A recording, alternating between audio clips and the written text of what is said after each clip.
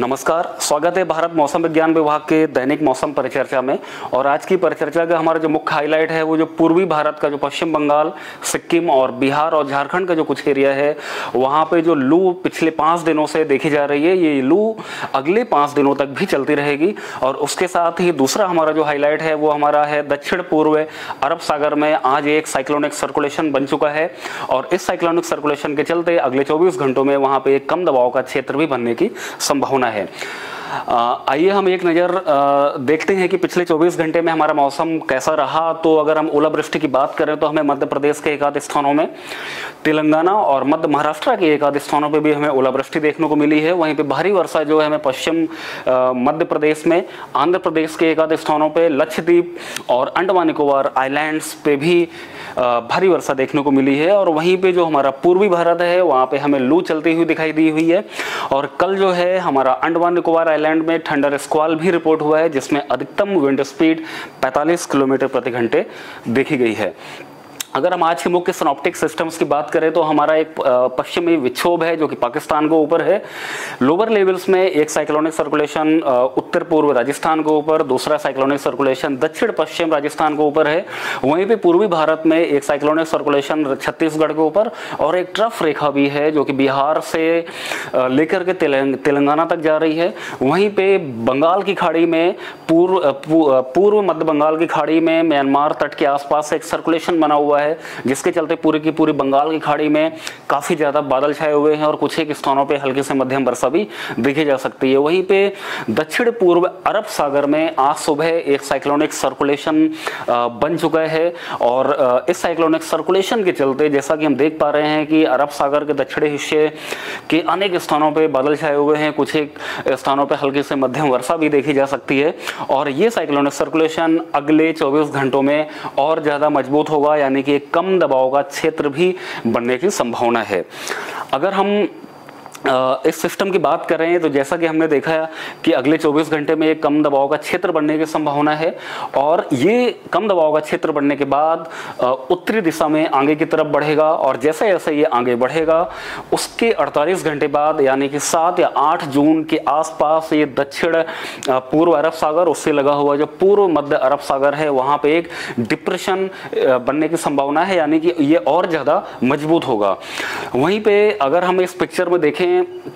और अगर इसके साथ ही अगर हम मानसून की बात करें तो हमारा जो दक्षिण पश्चिम मानसून है उसको ऑनसेट होने के लिए जैसा कि हम सभी जानते हैं कि हमारा कुछ क्राइटेरिया होता है। एक क्राइटेरिया है कि जो हमारा पश्चिमी हवाएं हैं दक्षिण अरब सागर में, उससे लगे हुए केरल के क्षेत्रों में,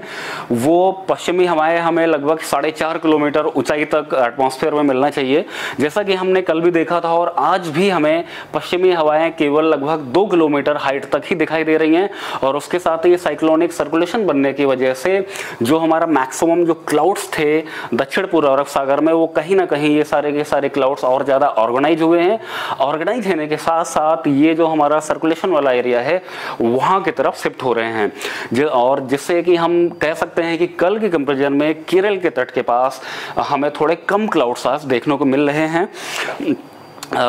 कम क्लाउड्स हमें देखने को मिल रहे हैं। भारत मौसम विज्ञान विभाग जो हमारा दक्षिण पश्चिम मानसून है और ये जो सिस्टम बन रहा है अरब सागर में, उन दोनों ही चीज़ों को हम रेगुलर मॉनिटर कर रहे हैं और इसका अपडेट हम डेली बेसिस पे आपको देते रहेंगे।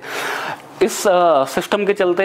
अगर हम फिशरमैन वार्निंग की बात करें तो हमारा जो दक्षिण अरब सागर है उससे लगा हुआ जो पूर्व मध्य अरब सागर और अरब मध्य भाग है जो अरब सागर का, वहाँ पे अगले ही 5 दिन हमें 40 से 50 किलोमीटर प्रति घंटे की हवाओं के साथ स्क्विली वेदर मिलता रहेगा, जिसको कि हमने ग्रे कलर से दिखाया हुआ है 5 ही दिनों के लिए। हालांकि 8 जून और 9 जून को जो अरब सागर का मध्य भाग है वहाँ पे जो हवा की गति है वो और ज़्यादा बढ़ेगी, बढ़ के हवा की गति लगभग हमें 60 से 70 किलोमीटर प्रति घंटे भी देखने को मिल सकती है, जिसको कि हमने ये ब्लू कलर से दोनों ही दिनों दिखाया गया है। तो हमारे जितने फिशरमैन हैं उनको हम एडवाइस करते हैं कि हमारा जो अरब सागर का दक्षिणी हिस्सा है उससे लगा हुआ जो मध्य भाग है और जो पूर्व मध्य अरब सागर है वहाँ पे अगले 5 दिनों तक उनको नहीं जाना चाहिए। वहीं पे अगर हम बंगाल की खाड़ी की बात करें तो हमारा एक जो साइक्लोनिक सर्कुलेशन पूर्व मध्य बंगाल की खाड़ी उससे लगा हुआ जो म्यांमार का तट है वहाँ पे बना हुआ है, जिसके चलते पूर्व मध्य बंगाल की खाड़ी और बंगाल की खाड़ी के दक्षिणी हिस्से में अगले 5 ही दिनों में 40 से 50 किलोमीटर प्रति घंटे की विंड स्पीड और साथ ही स्कूली वेदर हमें देखने को मिलता रहेगा। हालांकि 9 जून को जो हमारा बंगाल की खाड़ी का मध्य भाग है, जैसा कि हम इस ग्रीन कलर में देख पा रहे हैं, वहां पे हवा की गति जो है बढ़ के 50 से 60 किलोमीटर हो जाएगी। और इसी के साथ हम बंगाल की खाड़ी में भी फिशरमैन को एडवाइस करते हैं कि अगले 5 दिनों तक बंगाल की खाड़ी का दक्षिणी हिस्सा, मध्य बंगाल की खाड़ी और पूर्व मध्य बंगाल की खाड़ी में उनको नहीं जाना चाहिए। अगर हम मानसून की बात करें तो मानसून आज हमारा आगे नहीं बढ़ पाया है। जैसा कि हमने देखा कि कल के कंपैरिजन में हमारा जो क्लाउड कवर है वो केरल के आसपास थोड़ा कम हुआ है और पश्चिमी हवाओं का जो डेप्थ है यानी कि एटमॉस्फेयर में अभी भी वो 2 किलोमीटर के आसपास तक ही हमें देखने को मिल रही है। और ये जो ब्लू कलर का है ये हमारा मानसून अभी तक कितना आगे पहुंचा है वो हम देख सकते हैं। वहीं पे अगर हम मैक्स अधिकतम तापमान की बात करें तो कल अधिकतम तापमान हमें 40 से 42 डिग्री सेंटीग्रेड पूर्वी भारत के अनेक स्थानों पे, मध्य भारत के अनेक स्थानों में उससे लगा हुआ जो हमारा दक्षिणी प्रायद्वीप के कुछ एक स्थानों पर देखने को मिला है, जैसा जो कि लाल कलर से दर्शाया गया है। बाकी सभी हिस्सों में टेम्परेचर 40 डिग्री सेंटीग्रेड से कम रहा है। उत्तरी पश्चिमी भारत में अगले 5 दिनों तक टेम्परेचर्स में लगातार बढ़ोतरी होती रहेगी और टेम्परेचर बढ़ने के साथ साथ यानी कि उत्तर पश्चिम भारत में एक बार फिर से गर्मी का दौर चालू होने वाला है। वहीं पे अगर हम पूर्वी भारत की बात करें तो अगले 2 दिनों तक तो टेम्परेचर्स में कोई बहुत ज़्यादा बदलाव नहीं देखने को मिलेंगे। हालांकि 7 जून से या 8 जून से वहाँ पे टेम्परेचर्स में एक बार फिर से बढ़ोतरी देखने को मिलेगी, यानी कि वहाँ पे जो गर्मी चल रही है उस गर्मी में और ज़्यादा बढ़ोतरी होने वाली है। वहीं पे जो हमारा महाराष्ट्र का जो तटीय इलाका है, तमिलनाडु और आंध्र प्रदेश को तटीय इलाका है, वहाँ पे नर्म हवाएं और अधिक तापमान होने के चलते एक हमें डिस्कम्फर्ट वेदर अगले 2-3 दिन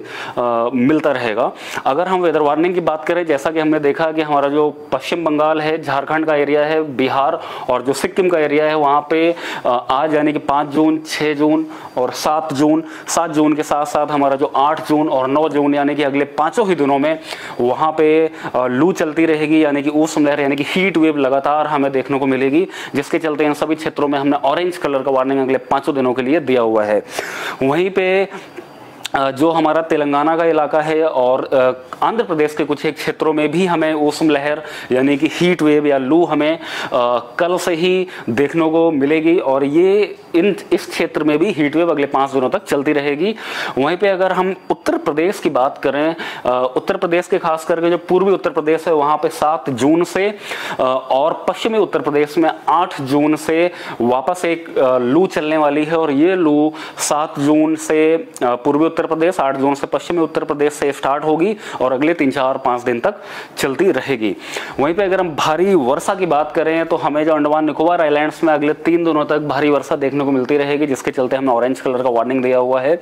वहीं पे दक्षिणी प्रायद्वीप में हमें 7 जून से मुख्य रूप से केरल, कोस्टल कर्नाटका और दक्षिण आंतरिक कर्नाटका के एक आध स्थानों पर 7 जून, 8 जून और 9 जून तीनों ही दिनों में भारी वर्षा एक आध स्थानों पर मिलती रहेगी। बाकी मध्य